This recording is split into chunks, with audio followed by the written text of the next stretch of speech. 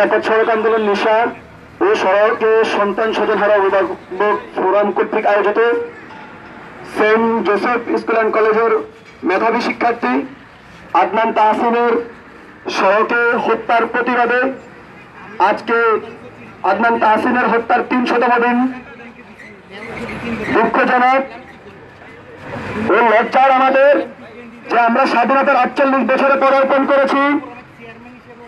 আমরা কিছুদিন পরে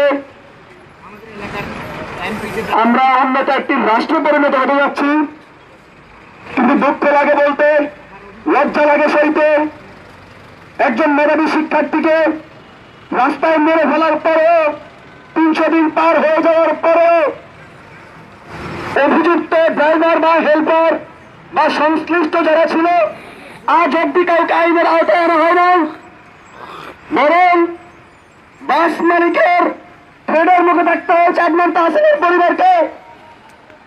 আপনারা জানেন যে আদনান তাহসিনের বাবা, উনি গুরুতর অসুস্থ একজন মানুষ।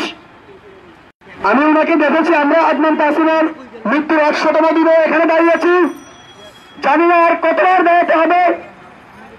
আমরা দেখেছি বাংলাদেশে যে বিচার বিভাগের একটা সংস্কৃতি চালু হয়েছে।